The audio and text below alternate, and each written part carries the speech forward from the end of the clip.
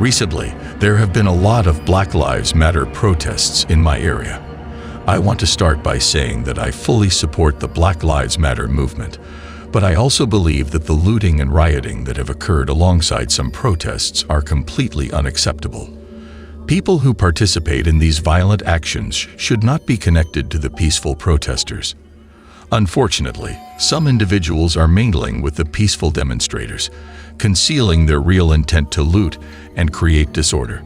A few nights ago, in a nearby town, several stores and houses were broken into, and many car windows were smashed. There were even rumors from the police, circulating through our group of friends, that our town might be the next target for these kinds of crimes. So, the next night, my family decided to stay up a little later than usual, just in case. We were watching a movie together when we had to mute the TV after hearing loud shouting coming from outside. We peeked out the window and saw a large group of young men, all wearing masks, marching down the street. They weren't holding protest signs or anything, just yelling and swearing. It didn't seem like they were damaging any property at the moment, so we went back to watching our movie. After that, my parents went to bed, and I stayed up in my room playing video games with my headset on, talking to my friends. Eventually, I grew tired, so I turned off the game and went downstairs to get a glass of water before heading to bed. As I passed the half-flight of stairs leading to our den, I looked down and noticed something large sitting on the carpet by the window. I went down and discovered it was the broken glass from the window. But it wasn't just scattered. It had been carefully taped up, as though someone had tried to quietly shatter it or make less noise while breaking in. Panicked, I ran to my parents' room to get my dad. When he saw what I had found, he immediately called the police. Unfortunately, the response time was incredibly long. My dad said we were lucky the line hadn't been busy, considering the surge in emergency calls lately. When the police arrived, they searched the house but didn't find anything missing or anyone inside. They had to leave for another call within 20 minutes, but they told us to contact them again if anything unusual happened. To be safe, my dad and I decided to sleep in the den that night, while my mom went back upstairs. Time passed slowly, and eventually, I think my dad fell asleep. But then a gust of wind hit me in the face from the direction of the broken window, causing me to open my eyes.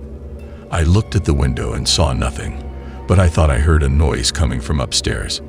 I went up the half-flight of stairs, thinking it might be my mom, but the noises continued.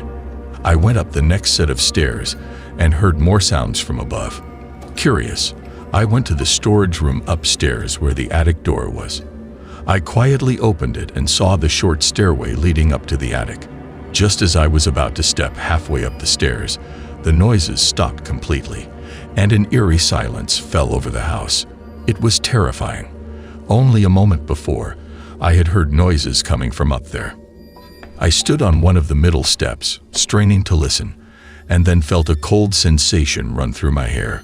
Someone's fingers were running through my curls, and then I heard a low, disturbing cackle. Frozen with fear, I let out a scream for help, and within seconds, I ran down the stairs to meet my dad in the kitchen. I didn't go back to the attic. Instead, my dad called the police again. While we were waiting, we heard shuffling and thumping noises coming from the attic. The police arrived shortly after, and when they entered the attic with their guns drawn, they found someone up there. They brought out an old man wearing a mask, laughing maniacally as he walked past us. When the police asked him what he was doing there, he immediately admitted that he had been watching all the looting happening on the news and decided he wanted to get in on the action.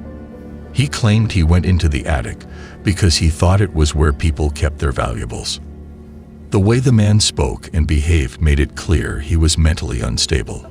He said he was alone, and despite his bizarre actions, he answered all of the police's questions without hesitation. It was chilling to hear him talk so casually about his intentions, especially after what had just happened. I don't think I'll ever forget the feeling of his fingers running through my hair that night, and I'll never feel safe going up into that attic again.